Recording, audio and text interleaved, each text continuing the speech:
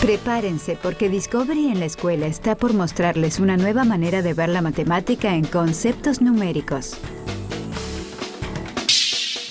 Primero, veremos qué sucede en tu cuerpo mientras exploramos el crecimiento exponencial de las bacterias en Explorando Exponentes. Luego descubriremos de qué manera convertir temperaturas de Celsius a Fahrenheit. Es una excelente forma de estudiar los números. A continuación, veremos de cerca los hermosos patrones matemáticos que se encuentran dentro de la naturaleza en espirales logarítmicos. Luego daremos un vistazo hacia arriba para ver relámpagos y otros fenómenos eléctricos mientras exploramos los números complejos. Por último, aprenderemos sobre la antigua cultura que desarrolló sola su propio sistema numérico en las matemáticas y los mayas. Descubriremos una nueva manera de ver las matemáticas a continuación. Presten atención a las actividades y recursos.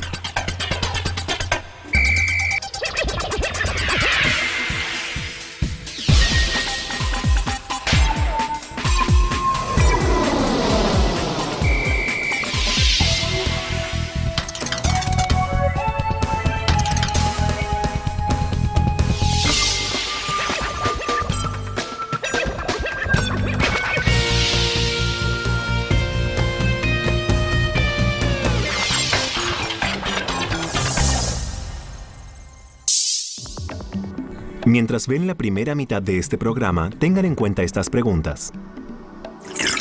¿Qué significa cuando decimos que algo crece en forma exponencial? ¿De qué manera el desarrollo de los números complejos ayudó al estudio de la electricidad? Los exponentes tienen una aplicación en el mundo real en la forma en que se multiplican las bacterias. Las bacterias no detectadas que crecen exponencialmente podrían tomar control de nuestro cuerpo. El sistema inmunológico actúa como portero frenando su crecimiento. En este momento, los tejidos de su cuerpo están creciendo y cambiando. Las células se dividen y multiplican, y las bacterias se reproducen exponencialmente. ¿Qué significa cuando decimos que algo crece en forma exponencial? Ya sabemos que la idea matemática de usar exponentes y potencias es el proceso de multiplicación repetida de la misma base. En la expresión a la cuarta potencia, a es la base y el 4 es el exponente. ¿Qué es 15 a la tercera potencia? El 3 en el exponente significa que 15 se multiplica por sí mismo 3 veces. 15 por 15 es igual a 225.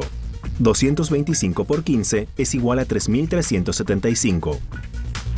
Así que 15 a la tercera potencia es igual a 3375.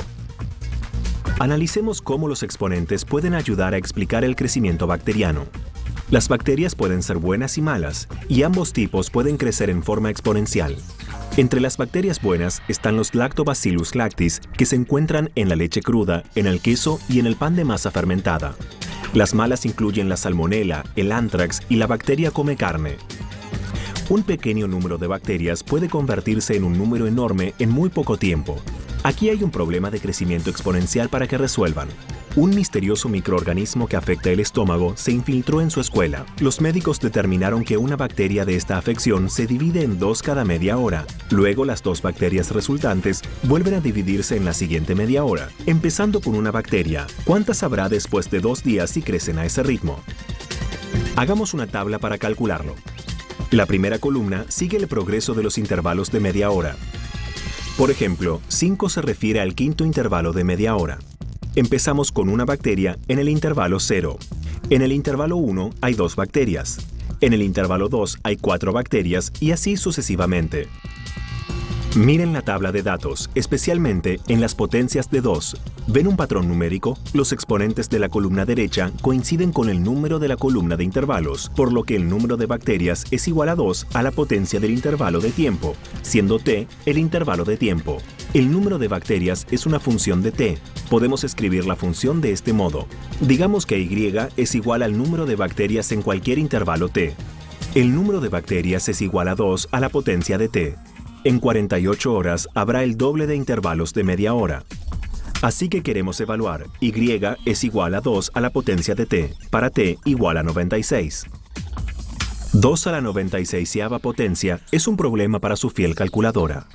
Esto vendría a ser 7.9 por 10 a la 28ª potencia. Este es un número enorme. Por comparación, podría haber hasta 10 a la 14ª células en el cuerpo humano. Eso sería 100 billones de células. Entonces, ¿por qué las bacterias no se apoderan de nuestro cuerpo y lo controlan? Afortunadamente, nuestro sistema inmunológico frena y finalmente detiene el crecimiento de ciertas bacterias. Sin ello, las bacterias crecerían exponencialmente sin control. Aquí hay otra forma de ver la función exponencial. El gráfico para este tipo de función sería y es igual a 2 a la potencia de x. De hecho, y igual a 2 a la potencia de x es parte de una familia de funciones que se conoce como funciones exponenciales. La fórmula general de una función exponencial es f de x es igual a por b a la potencia de x. Con nuestros problemas bacterianos, a es igual a 1, b es igual a 2 y x es igual a 96. F de 96 es igual a 2 a la potencia de 96. Se trata de un crecimiento exponencial enorme y todo comenzó con una bacteria. Supongan que hubiera 1000 bacterias para empezar. ¿Cuántas habría después del mismo intervalo de tiempo donde x es igual a 96? Ahora podemos usar la fórmula general de la función exponencial. F de x es igual a por b a la potencia de x, donde a es 1000 y b es 2 con efecto multiplicador. Entonces f de 96 es igual a 1000 por 2 a la 96ª potencia, ya que 2 a la potencia de 96 es 7.9 por 10 a la 28ª potencia. Entonces f de 96 sería igual a 1000 por 7.9 por 10 a la 28ª potencia. Simplificando, esto es igual a 7.9 por 10 a la 31 potencia. Los físicos y otros científicos de las culturas antigua y moderna estudiaron el cuerpo humano y sus procesos para desarrollar formas de combatir y tratar las enfermedades. Tal vez los descubrimientos que se hagan en nuestro periodo de vida ofrezcan curas para las bacterias estomacales y otras enfermedades graves tales como el cáncer y las cardiopatías. Cualquiera sea el resultado, el estudio de la ciencia y la matemática de nuestro cuerpo de seguro arrojará hallazgos fascinantes. ¿Lo sabían? Las bacterias crecen en cantidades extraordinarias en casi todo tipo de entorno terrestre donde haya fuentes naturales de agua disponibles. Muchas de nuestras rutinas y rituales diarios dependen de la temperatura. Ya sea al preparar una taza de café o al decidir si usar una camiseta o una chaqueta, medimos la temperatura constantemente. Entender los números racionales puede ayudarnos a aprender a convertir las temperaturas desde Celsius a Fahrenheit y viceversa. Un número racional es cualquier número que pueda escribirse como el cociente entre dos números enteros y el denominador no puede ser igual a 0. Los meteorólogos usan números racionales para convertir de Celsius a Fahrenheit y viceversa. Por ejemplo, la temperatura del espacio profundo es de menos 270 grados Celsius o menos 454 grados Fahrenheit. 5 grados Celsius o 41 grados Fahrenheit es la temperatura promedio de un refrigerador hogareño. Y 22 grados Celsius o 71.6 grados Fahrenheit se considera la temperatura ambiente promedio. Entonces, ¿cómo nos permiten los números racionales convertir de una escala de temperaturas a la otra? De hecho, hay dos ecuaciones diferentes. Los grados Fahrenheit equivalen a 9 sobre 5 por T sub C más 32. Los grados Celsius equivalen a 5 sobre 9 por la cantidad T sub F menos 32, donde T sub F es la temperatura en grados Fahrenheit y T sub C es la temperatura en grados Celsius. Veamos algunos ejemplos de conversión. 37 grados Celsius se considera la temperatura normal del cuerpo humano. Calculemos esto en Fahrenheit. Si usamos la fórmula de conversión, podemos ver que la respuesta será 9 quintos por 37 más 32. Así que la temperatura normal del cuerpo es de 98.6 grados Fahrenheit. Ahora, supongan que pueden quitar toda la presión de un gas. En teoría también eliminarían todo su calor. Podría volverse cada vez más frío hasta que finalmente alcanza un piso del cual no puede descender. Esto se llama cero absoluto.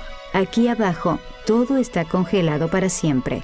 Incluso los objetos más blandos son frágiles como el vidrio. El cero absoluto tiene lugar a menos 459 grados Fahrenheit. Convirtámoslo a Celsius. Usando la fórmula que ya conocemos, podemos ver que el cero absoluto es de menos 273 grados Celsius.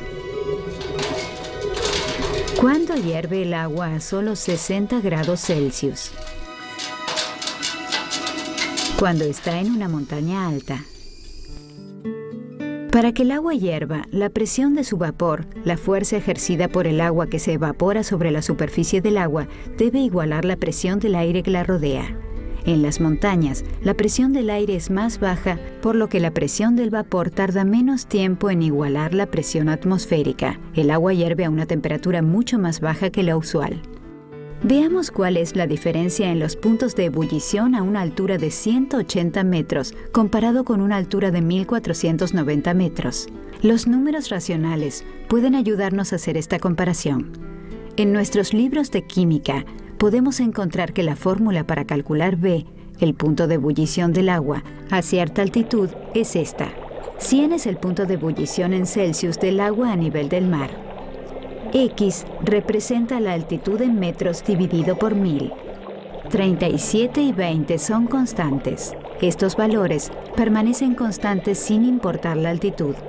Como X está representado por la cantidad de metros sobre 1000, 180 es igual a .180. B es igual a 100 menos 37 por .180 sobre 20, que es igual a 99.66. El punto de ebullición del agua a 180 metros es de 99.66 grados Celsius. Ahora, calculemos el punto de ebullición del agua a 1490 metros. Como X está representado por la cantidad de metros sobre 1000, 1490 es igual a 1490. Entonces B es igual a 100 menos 37 por 1490 sobre 20, que es igual a 97.25. El punto de ebullición del agua a 1490 metros es de 97.2 grados Celsius. De modo que hemos visto que cuanto más alto subimos la montaña, más bajo es el punto de ebullición del agua. A medida que aumenta la altitud, la presión atmosférica disminuye. Usando esta información, ¿cómo calcularíamos el cambio en el punto de ebullición por cada 100 metros que sumamos en altitud? Podemos usar esta fórmula. La diferencia en un punto de ebullición sobre la diferencia en altitud multiplicado por 100. En esta fórmula, A representa el punto de ebullición a 1490 metros, B es el punto de ebullición a 180 metros, C es 1490 metros y D es 180 metros. Esto nos da un resultado de menos 0.18 grados Celsius. Así que a medida que subimos una montaña, el punto de ebullición del agua caerá a 0.18 grados Celsius cada 100 metros.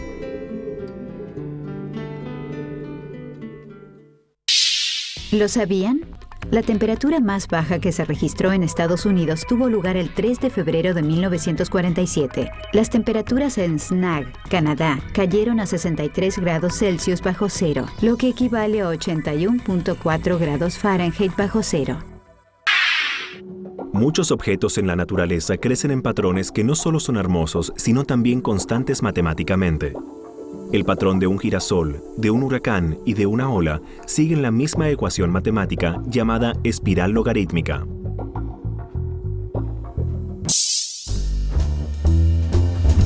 Miren esto. ¿Qué ven?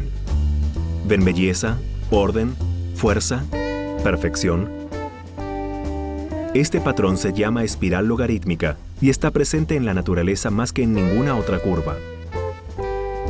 Fíjense en una flor, en una galaxia espiral o en una foto de un huracán y verán este hermoso patrón. No es de sorprender que los antiguos griegos estudiaran ese espiral y le dieran el nombre de curva dorada. Luego crearon arquitectura que celebraba lo que ellos veían todos los días en la naturaleza.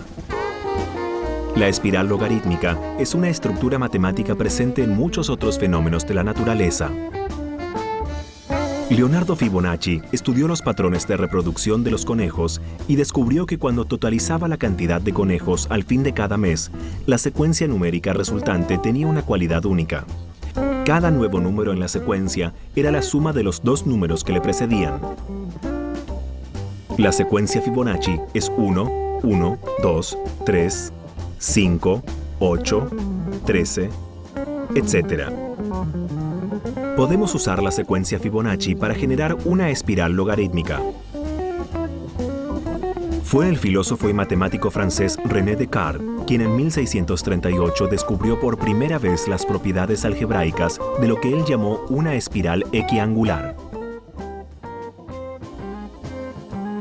Descubrió que a medida que una espiral se extendía a partir de un punto central, la curva del ángulo entre la tangente y el radio era constante. Una espiral se dibuja en un sistema de coordenadas polares.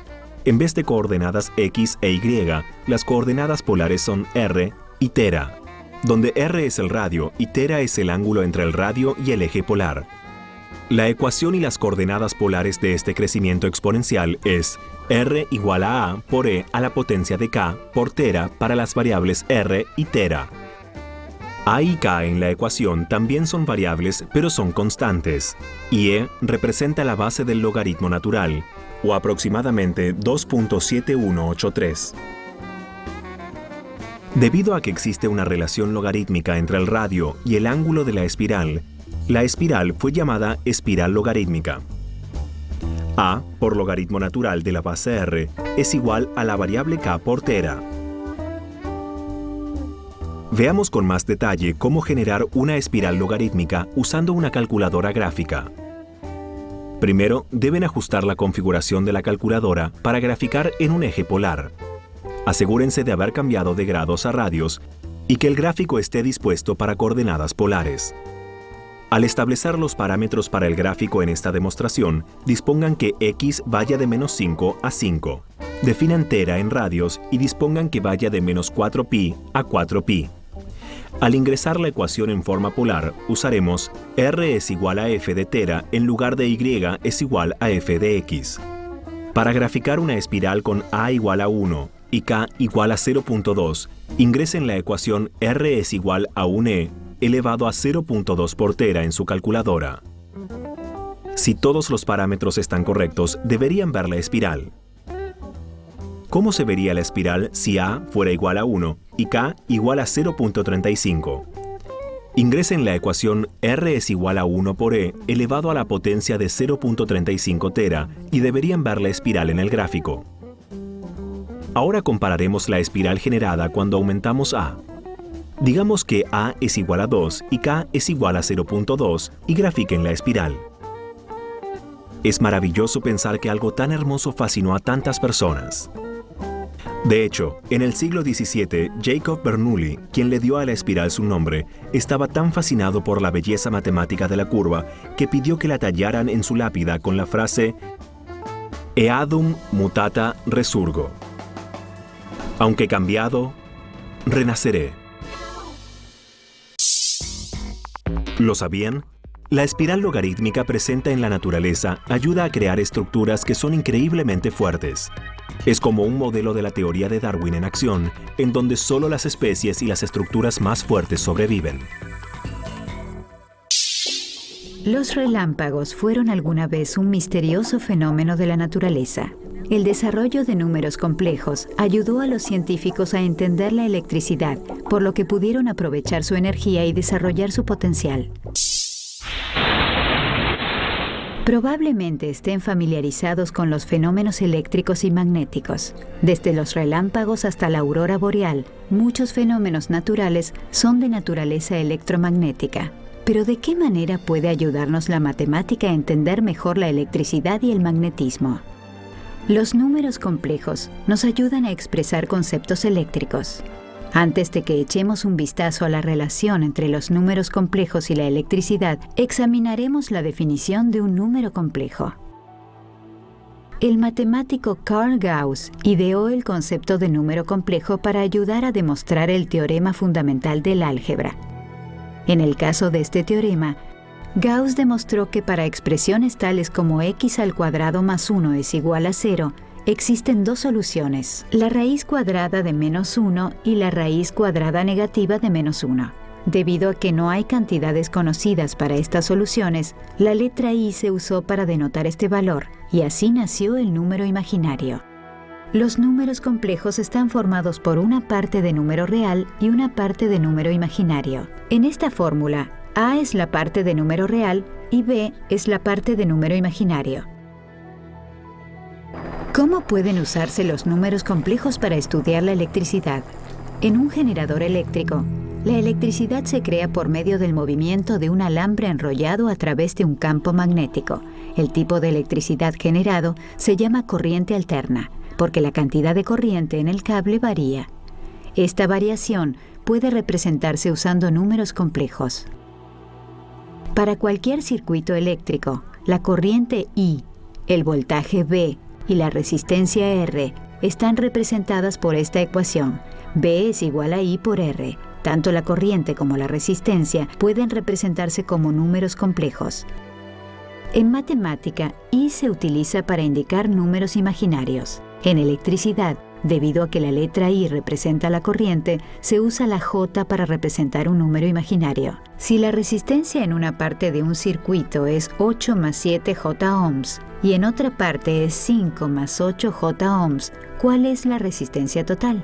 Para sumar estos valores, simplemente sumaríamos 8 y 5 para obtener 13. Como el 7 y el 8 en la expresión comparten el número imaginario J, podremos sumar el 7 y el 8 para obtener 15J. La resistencia total de este circuito es de 13 más 15 J ohms. ¿Cuál es el voltaje de un circuito si la corriente es de 4 más 2J y la resistencia es de 5 más 8J? Para calcular el voltaje, necesitan multiplicar los dos números complejos que representan la corriente y la resistencia. Usando el método FOIL, multiplicamos 4 por 5 para obtener 20. Luego 4 por 8J es igual a 32J. 2J por 5 es igual a 10J. Y 2J por 8J es igual a 16J al cuadrado. Si simplificamos esta expresión, tenemos 20 más 42J más 16J al cuadrado.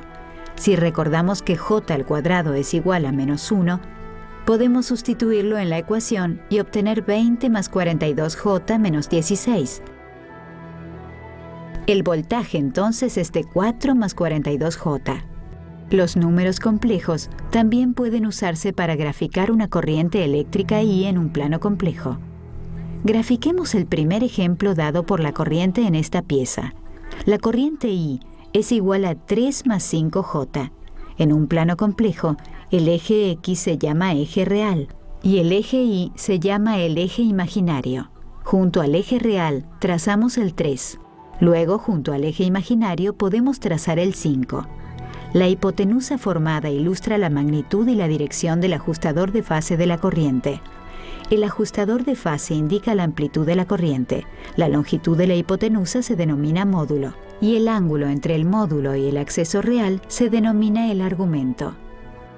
Para resolver el módulo o la amplitud de la corriente, solo debemos usar el teorema de Pitágoras. El teorema de Pitágoras expresa que la suma de los cuadrados de los dos catetos es igual al cuadrado de la hipotenusa, de modo que 3 al cuadrado más 5 al cuadrado es igual a h al cuadrado. 3 al cuadrado es igual a 9 y 5 al cuadrado es igual a 25. Sumamos 9 más 25 y obtenemos 34. 34 es igual al cuadrado de la hipotenusa. Esto es lo mismo que la raíz cuadrada de 34, que es igual a la hipotenusa. La raíz cuadrada de 34 es aproximadamente 5.83, por lo que la hipotenusa es igual a 5.83. Así que este número complejo puede escribirse como 3 más 5J, que es aproximadamente igual a 5.83. El estudio de la electricidad no habría progresado sin el entendimiento de los números complejos. ¿Qué fenómeno o problema no resuelto les provoca curiosidad? Resolverlo podría ser su contribución matemática o científica al mundo. Han recibido toda la información. Ahora les toca discutir las preguntas. Tómense un momento para hablar de lo siguiente. ¿Qué significa cuando decimos que algo crece en forma exponencial? ¿De qué manera el desarrollo de los números complejos ayudó al estudio de la electricidad? Ahora intenten esto. Hagan un gráfico del crecimiento de una inversión de $1,000 a una tasa anual del 8.5% a 10 años. ¿Cuánto tiempo tardará esta suma en duplicarse? ¿Y en triplicarse? Si quieren aprender más sobre los conceptos de álgebra, visiten las siguientes páginas web. Mientras ven la segunda mitad de este programa, tengan en cuenta estas preguntas. ¿En qué se diferenciaban el antiguo sistema numérico maya de los demás sistemas? Nombren el tipo de sistema numérico que desarrollaron los mayas. Los antiguos mayas de Centroamérica crearon sofisticados sistemas de arte, arquitectura y calendarios. También desarrollaron un sistema numérico que a primera vista parecía más arte que matemática. Mírenlo de cerca y verán un simple pero sofisticado patrón que le dio un significado matemático a esta notación artística. Los antiguos mayas crearon una de las culturas más impresionantes y avanzadas de su época. Vivían en lo que ahora llamamos Mesoamérica, un extenso territorio que abarca el sur de México, Guatemala y Belice, así como algunas partes de Honduras y El Salvador. Los mayas vivían en y alrededor de la península de Yucatán. Aunque nos referimos a ellos como una civilización antigua, casi 7 millones de descendientes de los mayas viven en la actualidad. A los mayas se los recuerda más frecuentemente por sus grandes ciudades y su imponente arquitectura, pero también desarrollaron la única lengua escrita nativa de América. Tal vez el logro más importante de los mayas fue la invención de un avanzado sistema aritmético.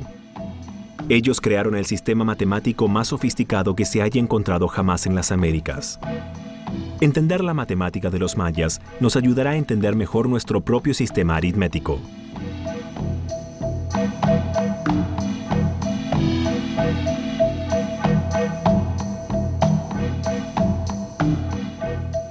Los historiadores creen que la civilización maya comenzó aproximadamente en el año 1000 a.C. Sin embargo, la mayor parte de los logros de los mayas tuvieron lugar durante el período clásico, desde aproximadamente el 250 a.C. hasta el 900 después de Cristo. Fue entonces cuando la civilización maya prosperó. Los mayas construyeron docenas de ciudades, se destacaron en la arquitectura y en la astronomía y crearon una cultura compleja cuyo eje era el comercio, la agricultura y las creencias religiosas. Lamentablemente, la mayoría de los documentos de la historia maya antigua se perdieron o fueron destruidos. Cuando los españoles llegaron a la península de Yucatán a comienzos del año 1500, la cultura maya ya había empezado a declinar. Las grandes ciudades mayas estaban abandonadas desde hacía más de 600 años, pero los mayas habían construido ciudades nuevas en otros lugares. Los españoles llegaron a esas ciudades y conquistaron a los residentes. Muy poco sobrevivió a ese periodo, y gran parte de lo que sabemos sobre la escritura, los calendarios y la aritmética maya proviene de una pequeña cantidad de documentos y de las inscripciones sobre monumentos de piedra en las ciudades abandonadas.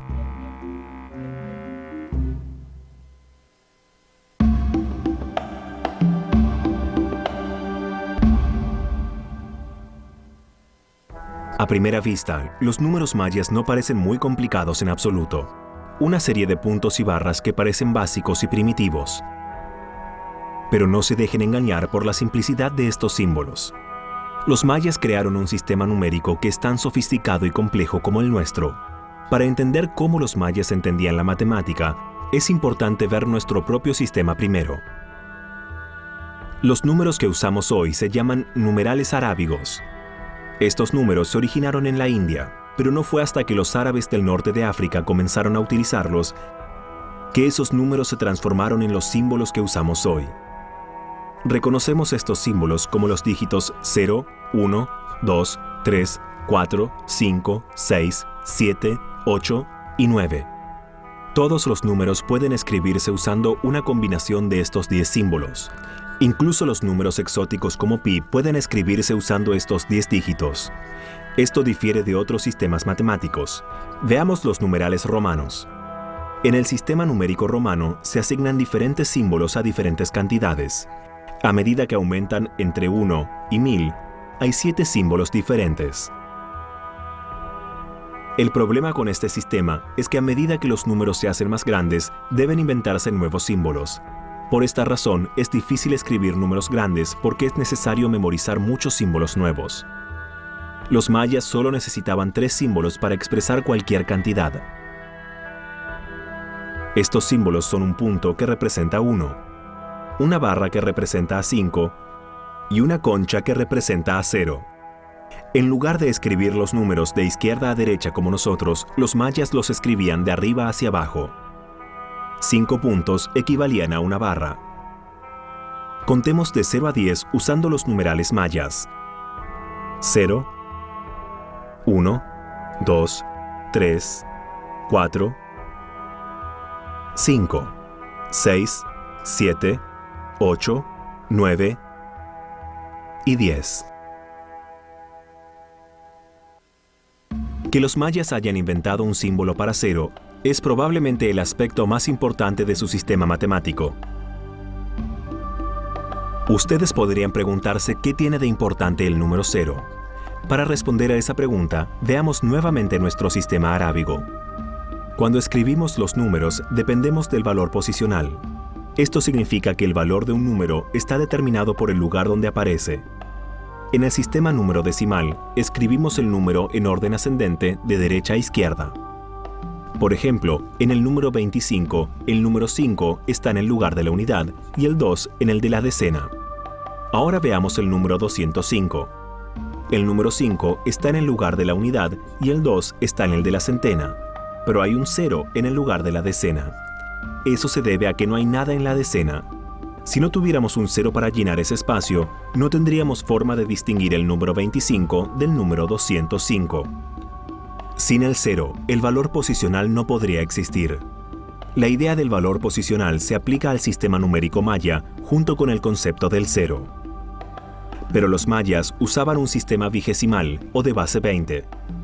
Esto significa que cada lugar es igual a una potencia de 20. En nuestro sistema, cada lugar es igual a una potencia de 10.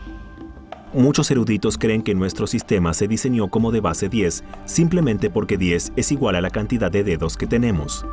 Los eruditos también creen que los mayas eligieron una base de 20 porque 20 es igual al total combinado de los dedos de las manos y los pies. Y mientras que nosotros escribimos los números con un valor posicional que aumenta de derecha a izquierda, los mayas escribían sus números mostrando un valor posicional que aumentaba de abajo hacia arriba.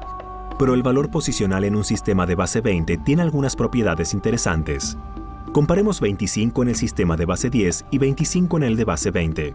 Creerían que son números idénticos, pero no se dejen engañar por las apariencias. Primero veamos las diferencias desde el punto de vista del valor posicional. En el sistema de base 10, el 5 está en el lugar de la unidad y el 2 en lugar de la decena. En el de base 20, el 5 está en el lugar de la unidad, pero el 2 está en el lugar de la veintena. Para ver de qué manera esto afecta el valor del número, tenemos que ver estos números en una notación extendida. En el sistema de base 10, cada número puede escribirse como una potencia de 10. Por ejemplo, el número 9999 en notación extendida se escribe así: 9 por 1000, más 9 por 100, más 9 por 10, más 9 por 1. Al expresar 1000, 100, 10 y 1 como potencias de 10, obtenemos 9 por 10 al cubo, más 9 por 10 al cuadrado, más 9 por 10 a la potencia de 1, más 9 por 10 a la potencia de 0. En un sistema de base 20, cada número se escribe como una potencia de 20. Así que empezando con un número de base 20, usaremos el 9999. Lo escribiríamos en notación extendida usando potencias de 20. Al hacerlo, obtenemos 9 por 20 al cubo, más 9 por 20 al cuadrado, más 9 por 20 a la potencia de 1, más 9 por 20 a la potencia de 0. Simplificando, esto se convierte en 9 por 8000, más 9 por 400, más 9 por 20, más 9 por 1, que puede reescribirse como 72000, más 3600, más 180, más 9, o 75789, de modo que 9999 en el sistema de base 20 equivaldría a 75789 en el de base 10. Ahora que vimos las diferencias y similitudes importantes entre ambos sistemas numéricos, empecemos a usar el sistema de numeración de los mayas. Este número está escrito en la notación maya y como está al pie, está en el lugar de la unidad.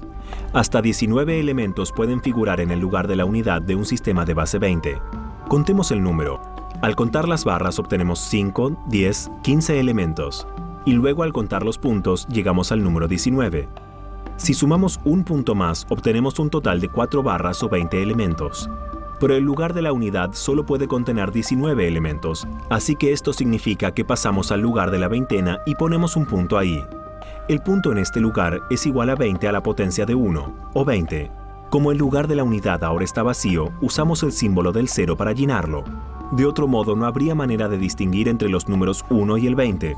Así que ahora podemos ver cómo funciona el valor posicional en el sistema Maya. Cada punto en el lugar de la unidad vale 20 a la potencia de 0 o 1. Cada punto en el lugar de la veintena vale 20 a la potencia de 1 o 20. Y debido a que 5 puntos equivalen a una barra, cada barra en ese lugar vale 5 veces 20 o 100. A medida que subimos la escalera del valor posicional, un punto vale 20 veces más el valor de un punto en el valor posicional inferior. El valor de un punto en el tercer lugar es de 20 al cuadrado o 400, y la barra es igual a 5 por 400 o 2000. Simplifiquemos nuevamente las cosas y veamos el número 25 en los numerales mayas. Para ayudar a distinguir cada valor posicional más claramente, los separamos en cajas. Primero veamos la caja de abajo o en lugar de la unidad. Recuerden que 5 puntos equivalen a una barra, de modo que podemos determinar que la barra escrita en el lugar de la unidad es igual a 5 por 1 o a 5. Ahora veamos el punto en el lugar de la veintena. Debido a que este es un sistema de base 20, cada punto en este lugar es igual a 20 a la potencia de 1 o a 20. Al leerlo de arriba hacia abajo, sumamos cada lugar como 20 más 5 o 25. Un punto en cada lugar nuevo es igual a 20 veces el valor de un punto en el nivel anterior. Y una barra es siempre igual a 5 puntos. De modo que al leer de abajo hacia arriba, un punto en el lugar de la unidad es igual a 1. Y una barra es igual a 5. En el lugar de la veintena, un punto es igual a 20 a la potencia de 1 o es igual a 20, y una barra es igual a 20 por 5 o es igual a 100. En el lugar de los 400, un punto es igual a 20 al cuadrado o 400, y una barra es igual a 400 por 5 o a 2000. Y en el lugar de los 8000, un punto es igual a 20 al cubo o a 8000, y una barra es igual a 8000 por 5 o a 40000. Sabemos que los mayas eran capaces de escribir grandes números, así que tratemos de escribir uno nosotros. Escribamos el número que en base 10 es 7603. En la notación maya, sabemos que como el número es inferior a 8000, no necesitamos el lugar maya de los 8000. Así que empezaremos con el lugar de los 400. Sabemos que cada punto en este lugar vale 400 y cada barra en este lugar es igual a 2000. Así que escribimos 3 barras que suman 6000, con 4 puntos encima de ellas que totalizan 1600. Ahora tenemos un total de 7600 en este nivel. Esta es la cantidad máxima de elementos que podemos poner en este lugar sin exceder el valor de 7603. Moviéndonos hacia abajo al nivel de la veintena, donde un punto es igual a 20 y una barra es igual a 100, nos encontramos sin nada que poner aquí, ya que incluso un solo punto haría que el valor del número supere los 7603. Así que tenemos que llenarlo con un símbolo 0. Finalmente, en el lugar de la unidad, donde cada punto vale 1, colocamos 3 puntos. Sumamos esto de arriba hacia abajo como 7600 más 0 más 3, o 7603. Entonces, ¿por qué crearon los mayas este sistema matemático y cómo lo usaban? Los mayas querían calcular el paso del tiempo. Como otros pueblos antiguos, adoraban a muchos dioses y objetos celestiales. El sol, la luna, los planetas y las estrellas representaban a los dioses. Los mayas eran grandes astrónomos y estudiaban las constelaciones, las fases de la luna y el movimiento de los planetas. Creían que podían predecir el comportamiento de los dioses basándose en sus posiciones en el cielo. Crearon el Tzolk'in, un calendario religioso que marcaba 260 días. Este calendario relacionaba los números del 1 al 13 con una secuencia de 20 nombres de días. Cada uno de estos nombres de días tenía un símbolo o glifo diferente. Al observar estos glifos se puede ver que el primer día del ciclo se designaba 1 Imix. El segundo día era 2 ik. Y el tercero era 3 akbal. Después del 13º día, que era el 13 ben, los números volvían a 1, pero los días seguían contando, así que el 14º día sería el 1x. El ciclo tardaba 260 días en completarse. Como el 13 es un número primo, el mínimo común múltiplo de 20 es el producto de los dos números. Así que el ciclo tardaba 260 días en completarse y volver al 1imx. Los mayas también crearon el Hab, un calendario solar de 365 días. Este calendario estaba formado por 18 meses y cada uno se componía de 20 días más un mes más corto de 5 días al final. El Tzolk'in y el Hab funcionaban juntos en la ronda de calendario, que se ve como dos ciclos que encajan como ruedas dentadas con una cantidad desigual de dientes. La ronda de calendario era un ciclo que tardaba 52 años en completarse. Además de contar días y registrar el paso del tiempo, también es probable que los mayas hubiesen tenido que sumar y restar para facilitar el intercambio y el comercio de mercadería.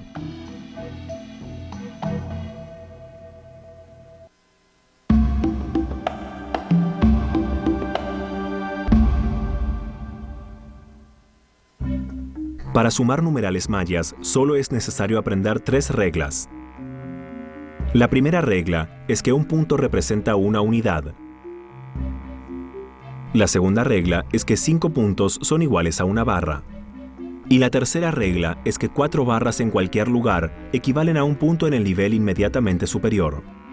Cuando sumamos 2 o más numerales mayas, escribimos los números uno al lado del otro y algunas de las barras y los puntos en cada lugar. Cuando acumulamos 4 barras en cualquier lugar, estas se mueven hacia arriba al siguiente nivel y se escriben como un punto. Esto es muy diferente al sistema arábigo de 10 dígitos.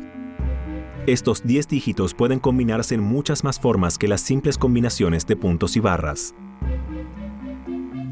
Nuestro sistema de base 10 requiere de la memorización de más reglas. Por ejemplo, cuando sumamos los números 7 y 4, sabemos que la respuesta es 11 porque tuvimos que memorizarlo. Pero sumar estos dos números con el sistema maya no requiere más que memorizar las 3 reglas antes mencionadas. Escriban los dos números uno al lado del otro, como una barra y 2 puntos más 4 puntos. Ahora súmenlos para obtener un total de una barra y 6 puntos. Como los 5 puntos son iguales a una barra, la suma se escribe como 2 barras y un punto, u 11. Tratemos de sumar 15 más 20 más 5 usando los numerales mayas. Primero escriban el número 15 con 3 barras. A continuación escriban el número 20 con un punto en el lugar de la veintena y un símbolo 0 en el lugar de la unidad. Finalmente escriban el número 5 con una sola barra en el lugar de la unidad. Sumando el total de cada lugar, obtendremos un total de un punto en el lugar de la veintena y 4 barras en el lugar de la unidad. Debido a que 4 barras en cualquier lugar son iguales a un punto en el nivel inmediatamente superior, podemos escribir la suma final con 2 puntos en el lugar de la veintena y una concha en el lugar de la unidad.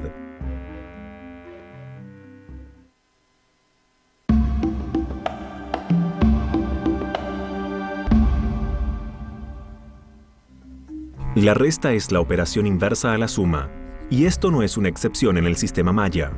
En lugar de encontrar la suma de barras y puntos en niveles iguales, encontramos la diferencia.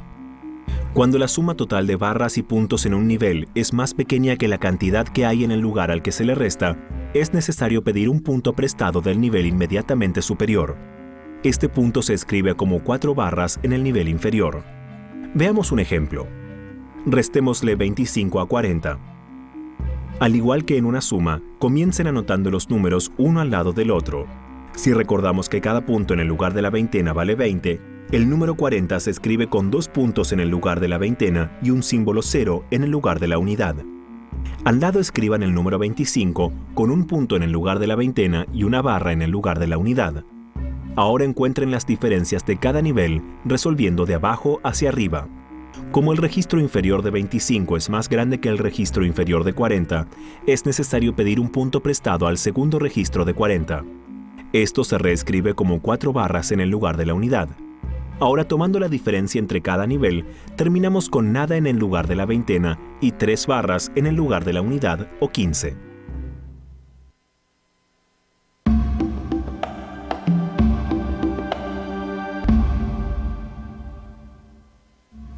La mayoría de los eruditos cree que los mayas probablemente nunca usaron su sistema aritmético para la multiplicación y la división. Sin embargo, los matemáticos modernos descubrieron que estos procesos pueden hacerse fácilmente mediante la aritmética maya. La multiplicación en nuestro sistema numérico arábigo requiere de la memorización de tablas de multiplicar para todos los números de un solo dígito. Por ejemplo, cuando multiplicamos 6 por 7, en lugar de contar 7 unidades 6 veces, nos enseñan desde pequeños a memorizar que la respuesta es 42. Pero para multiplicar los numerales mayas no se requiere de ninguna memorización. La multiplicación maya depende de los siguientes axiomas simples.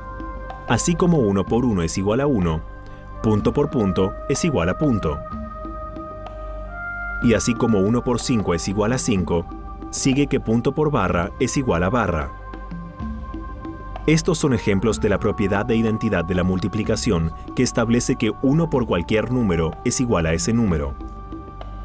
Más aún, como 5 por 5 es igual a 25, barra por barra es igual a una barra en el lugar de la unidad y un punto en el lugar de la veintena. Por último, así como 0 por cualquier número es igual a 0, una concha por cualquier número es igual a una concha. Al igual que nuestro sistema de multiplicación, la multiplicación maya obedece a la propiedad conmutativa, que permite que 2 o más factores se multipliquen en cualquier orden sin alterar el producto. De modo que punto por barra es igual a barra por punto. La multiplicación maya también adhiere a la propiedad asociativa, que establece que el producto de números reales es siempre el mismo, independientemente de su agrupamiento. Por lo tanto, la cantidad punto por barra es igual a punto por la cantidad de punto por barra. Asimismo, la multiplicación maya responde a la propiedad distributiva, que establece que si multiplicamos la suma de 2 números por otro número, obtenemos el mismo resultado que si multiplicamos cada sumando por el número y después sumamos todos los productos. Así que barra por punto más punto es igual a barra por punto más barra por punto. Multipliquemos 6 por 7 usando los numerales mayas. Representen el número 6 como una barra y un punto, y el número 7 como una barra y 2 puntos.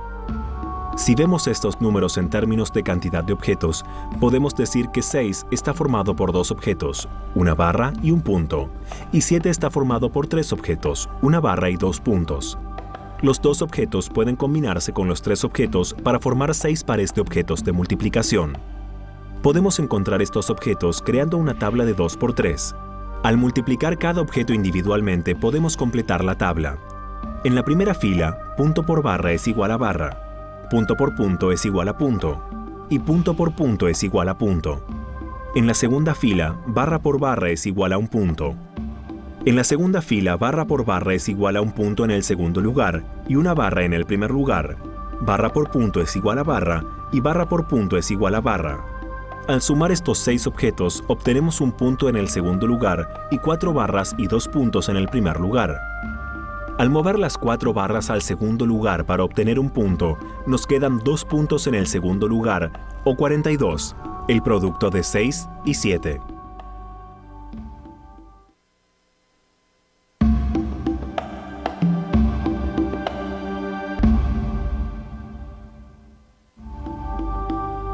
Como la división es la operación inversa a la multiplicación, el proceso de dividir los numerales mayas puede realizarse usando los mismos principios. Cuando dividimos los numerales arábigos, rotulamos cada número específicamente. El número que divide se llama dividendo. El número por el que se divide el dividendo se llama divisor. Y el resultado final de esta división se llama cociente. Por ejemplo, cuando dividimos el número 16 por 2, sabemos que 16 es el dividendo, 2 es el divisor y el cociente es el producto final de esta división, que es 8.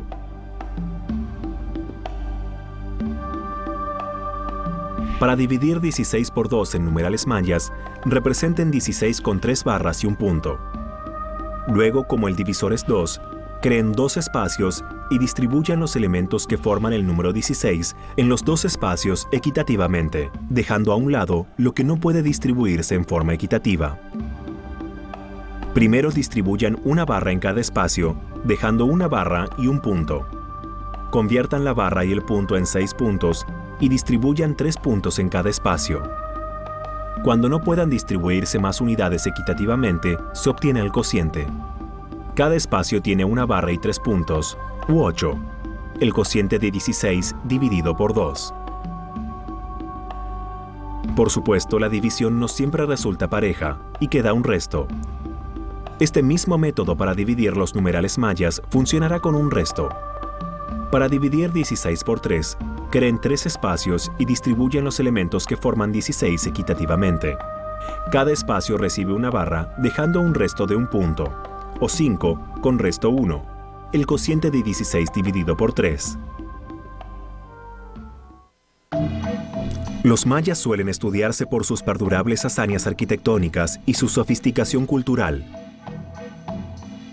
Pero es importante examinar sus hallazgos científicos y matemáticos para entender sus logros. Inventaron un sistema matemático que es relevante hoy en día.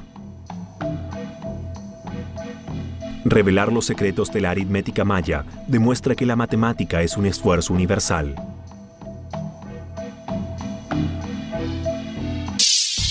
Han recibido toda la información. Ahora les toca discutir las preguntas. Tómense un tiempo para hablar de lo siguiente. ¿En qué se diferenciaba el antiguo sistema numérico maya de los demás sistemas? Nombren el tipo de sistema numérico que desarrollaron los mayas. Ahora intenten esto. Imaginen que son estudiantes mayas de matemáticas. Creen y resuelvan un problema de aritmética y multiplicación ustedes mismos. Esperamos que hayan disfrutado este episodio de Discovery en la Escuela Conceptos Numéricos. Si quieren aprender más, visiten las siguientes páginas web. Doblado al español en Civisa Media.